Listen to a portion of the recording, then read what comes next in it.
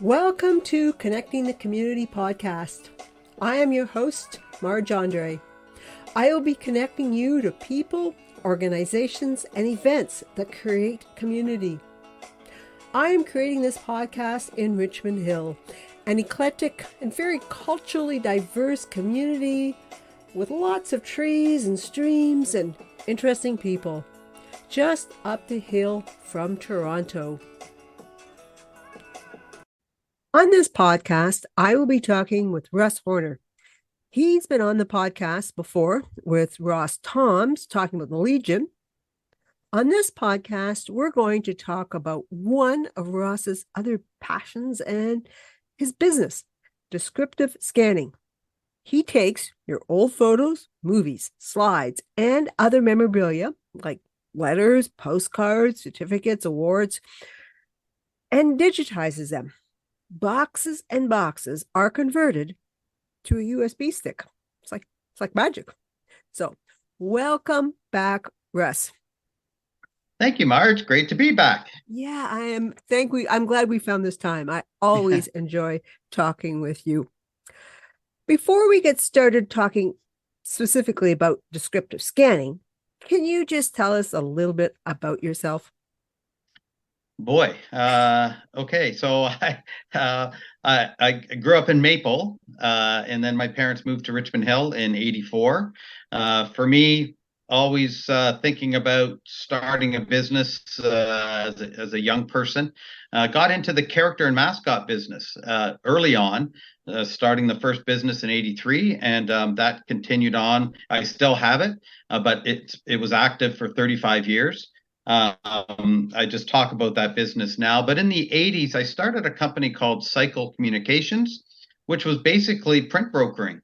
And then we got into a lot of graphic design and a lot of image manipulation and that type of thing. And that's where I really learned the basics for this business, descriptive scanning. That continued on to 2008. But always had a passion for personal histories, and that was always in the back of my mind. How do I form a business around personal histories? Last 10 years, 13 years, I had 2.5 year contracts. One with the Olympic Games in communications, then with Rick Hansen for 2.5 years. As a community engagement manager, and then 2.5 years with McDonald's in their marketing department at their head office, and then really been going full on with my community work and descriptive scanning.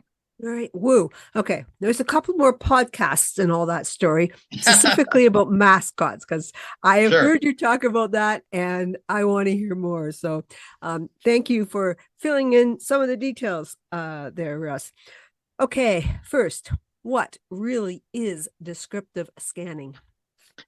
So descriptive scanning is exactly what you described in your opening, Marge. It's a business where we take photos and films and documents, everything that you listed, we digitize them and usually put them on a memory stick, but there are other delivery methods, such as WeTransfer, and some people still want DVDs. Not very many, but still some do. And then depending on the size of the project, they can be emailed as well. The business started really out of a passion for personal histories, as I mentioned, my own family, my desire to learn more about my grandparents and my uncles, and who were involved in the military. My one uncle in particular involved in the military, and my father. But that's where it grew out of. In the early 1990s, started really thinking about how to do that. Picked up some books on. There was one book I picked up called The Biography of Me, and a couple kids books like Who is My Mom and Who is My Dad, and that really started me thinking more about it. But I was busy with other things. And then in 2015, I started the first business around that. It was actually called You Verbatim, and it was all about interviewing people about their life stories verbatim. I'd never put any added words or sentences in, followed up with a book and photographs. So I did that, but I found it wasn't really doing what I wanted it to do. So in 2018, I changed the name to descriptive scanning, and it completely satisfies that interest in people's personal histories and me helping them to preserve it. The name descriptive scanning was decided upon because I do encourage people to, when they have photos or anything scanned, to label it or make up stories around the photos or the films or whatever it is. Describe it, because a photo with no label is kind of useless for future generations. It's always about thinking about the future generations who will be viewing these documents and photographs. Who are these people? So that's the way we need to think, is not about us wanting them digitized for us. It's about getting these items digitized for the future. Woo. Well said.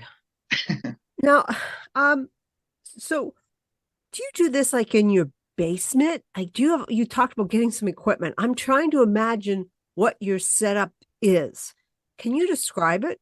Sure. Yeah, I can. So yes, it's all done in my basement. I essentially have 7 stations in my basement, each with a computer, each with the equipment that I need, each with the software that I require. Every station can do the same jobs. So, for example, I have 7 scanners. Actually, I have 10 scanners, but 7 set up for specifically slides. So when I have a large job for slides, 35 millimeter slides, then I can do 16 at a time on each of those scanners. And it's a bit like a Scooby-Doo cartoon. When one batch is ready, then those come off, new batch goes on, then another one's finished. It's a lot of running around, but it's very effective. And a way to process a lot more. I need more. I need more scanners. I need more equipment. I need more room. And so I don't know how much longer I will be where I'm at, but it is effective.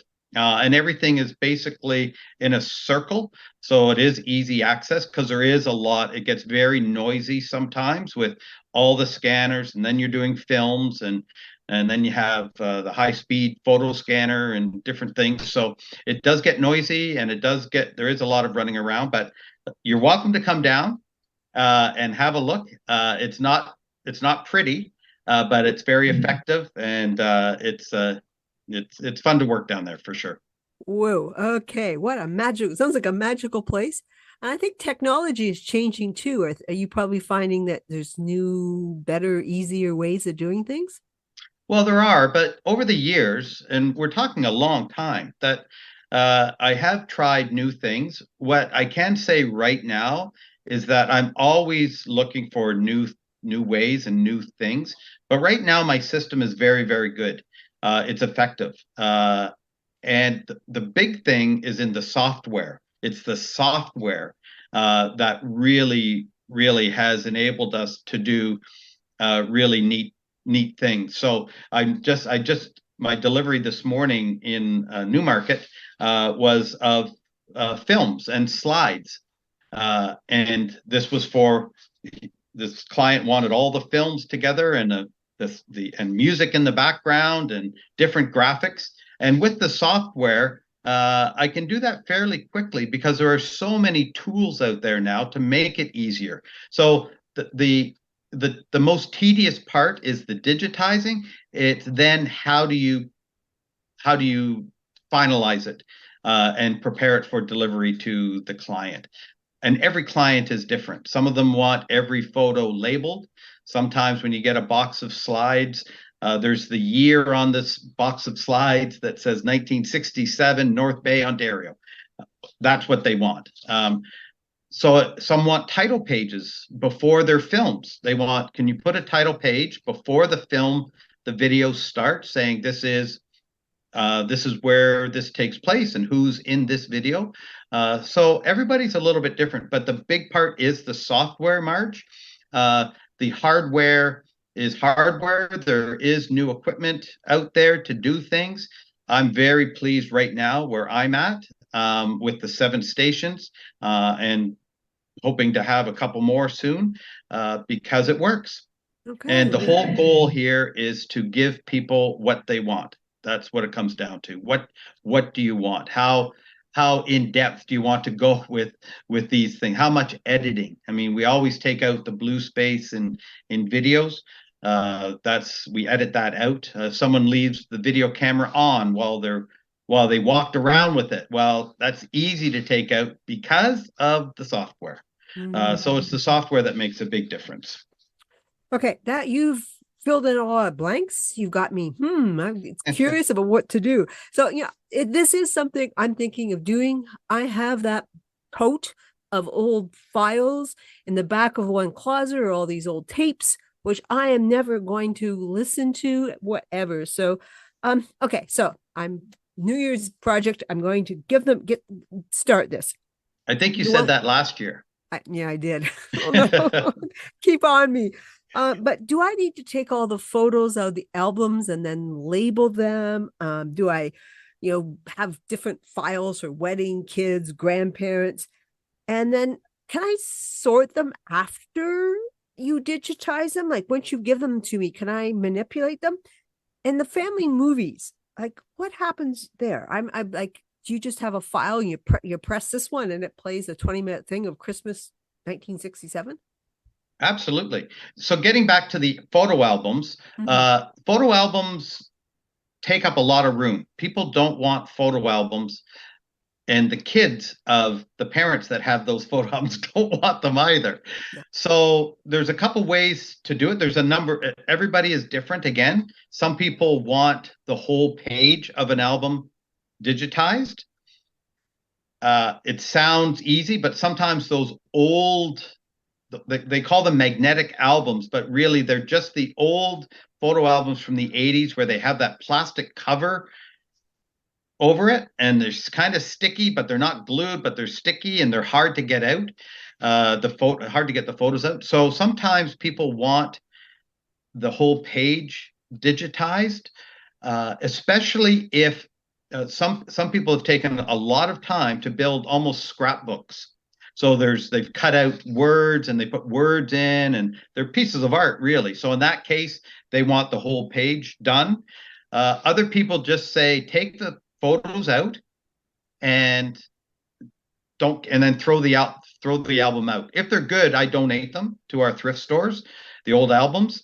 But most of the time, they're not very good. They just need to be disposed of. But they don't want them back. Some people don't even want their pictures back.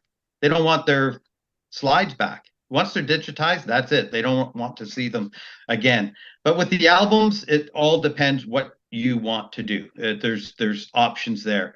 And sometimes with those old albums that are stuck in there, I tell people about a little trick that you can do to get them out.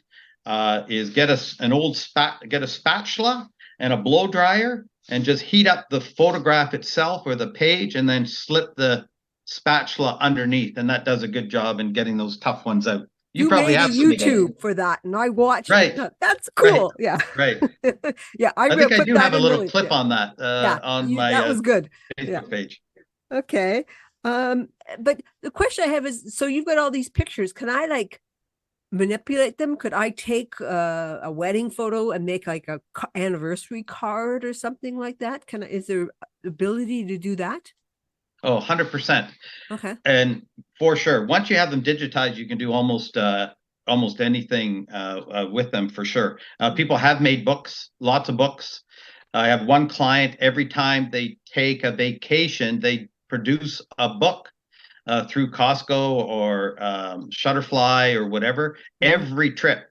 So they've done all their old trips where they did have the physical photos, and they've made books out of those, and now it's all digital anyway. But sure, once you have all of your photos digitized, they would be put in, as I say, you can have them the client gives me the direction. How do you want me to label them? How do you want me to sort them into the digital files? So usually, again, that North Bay 1967 box of slides, there will be a folder labeled North Bay 1967 with all the photos, usually just numbered, but you can have them all pre-labeled. It's easy for me to do, just all North Bay followed by a number, a unique number. But once you have those, you can relabel them, you can put them in different order, you can make books, slideshows, whatever, you print them out. We don't do any outputting. So I just say, go to Walmart. Here's your stick. Go to Walmart and print them off. They do a fairly good job, and we do that all the time. Okay. So yeah, you can do whatever you want afterwards with them. Okay, that is good to know. Okay, and so in the family movies, like, do you have like a file folder and with the different movies there, the same Same sort of way? thing. Okay. Exactly the same thing. It's no different, except the files are usually a little bit larger, like the 8mm films. They usually, every item that is digitized usually has a unique number at the end of it. Okay. Usually, when it comes to photographs or lots of films or slides, I organize them with the year first, then the month, then the day, if that's available, then what is the item. Okay. That way, people get all of their items on the USB stick in order of year. And that seems to be the easiest thing in order for them to find what they're looking for. That makes a lot of sense. And but the more you detail you put in that label, like it's 1967 July 16th, and then you could put in Mary, Susan, Jimmy wedding. Yeah. Let's say. So now if you do that, you can search for Mary. All the Mary photos will come up. All the Mary, any film with Mary in it will come up because you've labeled it that way. So that's something to keep in mind when it comes to search. Like my personal photos, my family hard photos, not slides, but hard photos. We have about 55, almost 6,000 of them. They're all digitized. Everyone is labeled with the year and who's in the picture. And there's lots of reasons for that. There's weddings, there's celebration of lives, there's all sorts of occasions and situations where there's resumes, there's biography, there's all sorts of things where you might need a picture of Mary or Jimmy. And all you have to do, if they're labeled, just put in the name and search, and they all come up. Wow. That's really important. Very important. I think moving forward, we need to get better at labeling our photos because very often we don't. Okay. Yeah. And for sure. I'm thinking as well, it's important. Like, I normally there'd be you would have one photo album and you have 5 kids. Well, what do you do with one photo album from 5 kids? So here they each can have their own family history and not have one person have it. And I like 100%. That idea. And that's a really good point. Is the one thing that I worry about is that memory stick that I give you. You can save these items up to the cloud. They can be delivered via the cloud, but I still worry because there isn't that tangible photo anymore. It's gone. This is the last chance.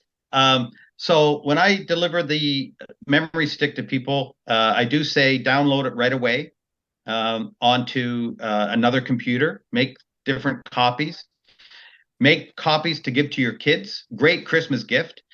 This one client in Newmarket today that I delivered to, he wants 14 of them. He wants 14 USB sticks with this project on it. It's not uncommon. Yeah. But to make multiple copies and to share with your family, that's what it comes down to. And it comes back to what I said earlier about think about now. Yes, enjoy your photos now, but also think about future generations. And yes, the technology will change, but at least you've done the work and you've shared it and it's not lost. So, yeah.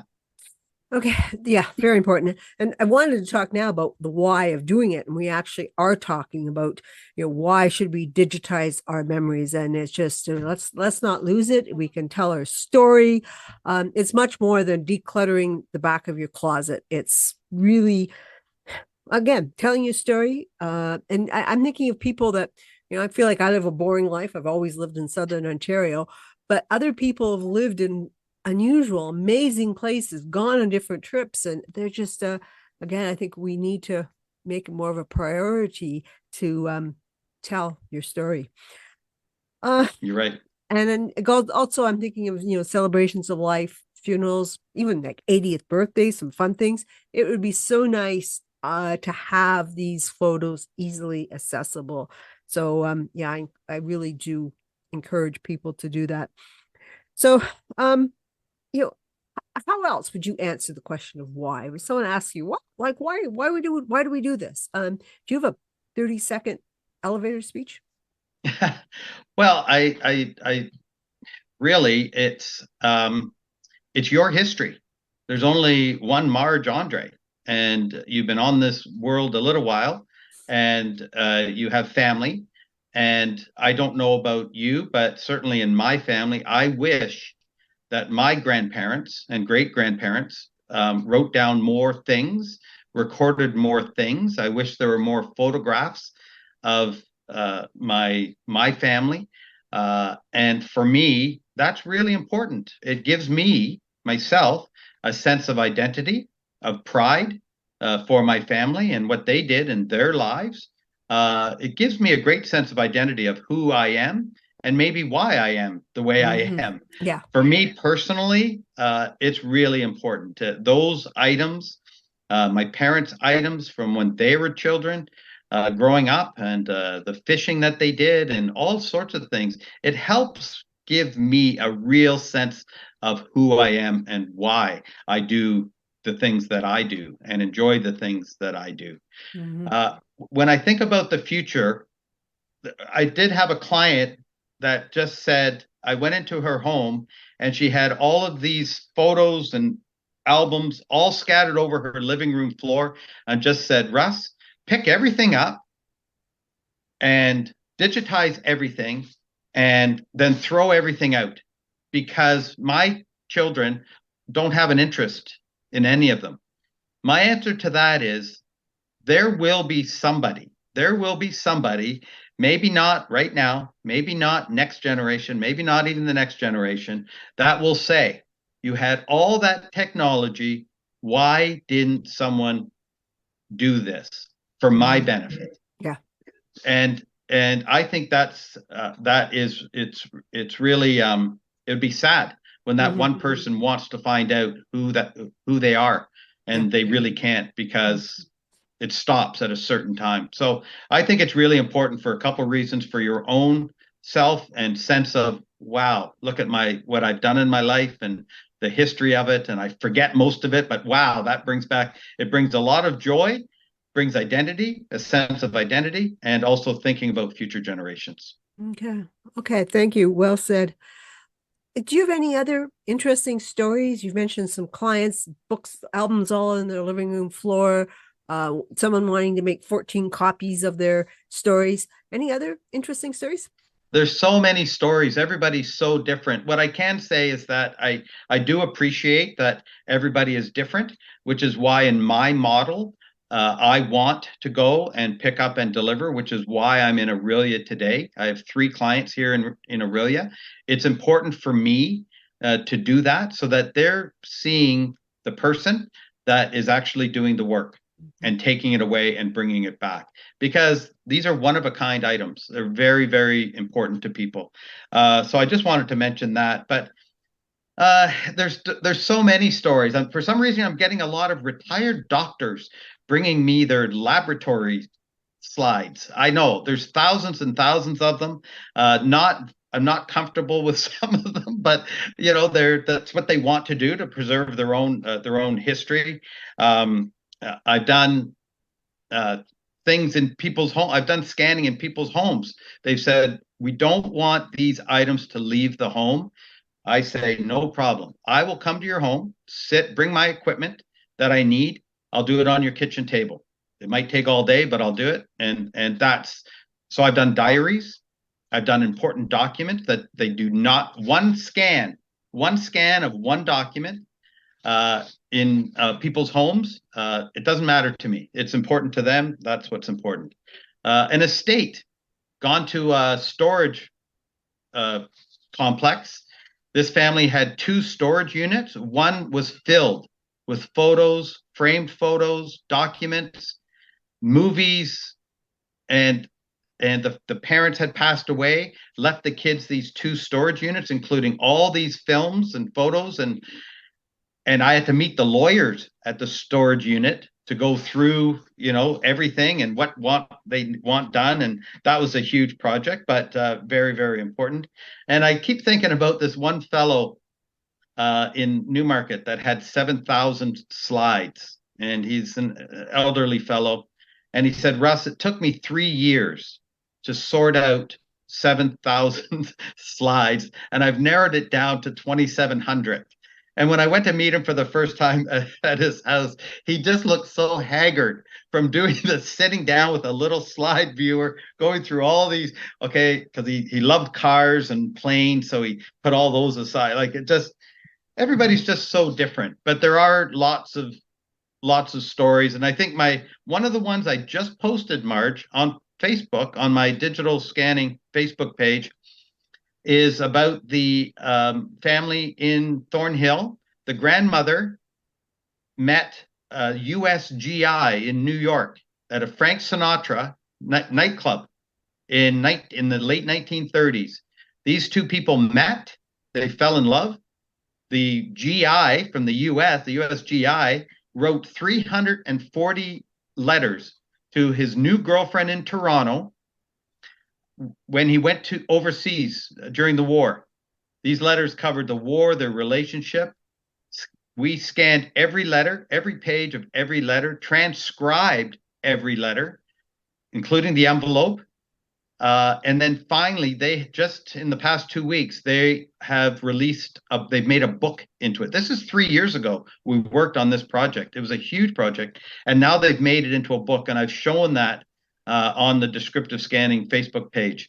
And that's really how far you can go. It's a piece of art, this book. It's really quite remarkable. And to read these personal letters from this USGI who was stationed in England, writing back to his future wife and the love and the history about his situation. He couldn't say too much because of the censors, but he did say some things, and really quite remarkable. That whole family story is remarkable. Whoa, that is a good story. I'm sort of glanced at your posting. I'm going to go back and read that. I do want you to talk about one interesting thing, because it's like, I looked at your website and I saw that you had worked with Frank Triano to put his brother Dominic Triano's story together. And Frank is my next door neighbor. So it's like, so just tell me a little bit about that. Yeah, I remember passing you when I was driving, passing you on the street, and you looked at me like, what is Russ doing over here with this funny car there? But yeah, Frank reached out to me a while ago now, telling me about his brother and that he was doing a book and really had worked hard at it. So I found that I was local. So we had a good chat. He showed me the pictures that he wanted to use in his book. I kind of forget how many photos I did for that book, maybe 15 or so, I'm not really sure, but they all needed some cleanup work. So they were digitized. And then I cleaned them up digitally and got them ready for him to include in his book. So yeah, he came back and forth. He's one of the few people that actually have been in the basement to see how it's all done. But no, it's that was pretty cool. And Yeah. again, it's all about this preserving history. Hmm. And he did a fabulous job. That's a big job writing a book like that. Yeah. But it's his brother, and he had Yeah. an amazing career for sure. So that's Hmm. how that just came to be. And it was a real thrill to be part of it. Yeah. It was just, I was surprised to see my next door neighbor featured on your website. So Great. that was cool. Okay. Anything else that you wanted to add, Russ? Well, just that if people have questions about how to do things, it can be very cumbersome for some people. Some people don't have an understanding of even what a USB is as opposed to UPS. It's people have a different level of knowledge, and I Yes. completely understand that. For me, it's about making things as easy as possible, which is why I like to go to people's places of work or their homes to talk to them or have a look, but they're welcome to call anytime or email me if they have any. How do I do this? Hmm. Where do we start? Yeah. That's the big thing. So I just wanted to add that. I just really try to make it as easy as possible. And I think I mentioned to you, this is a people business, Marge. It is about people's precious items. You know, when you think about people suffering through tornadoes and hurricanes, and they what are they?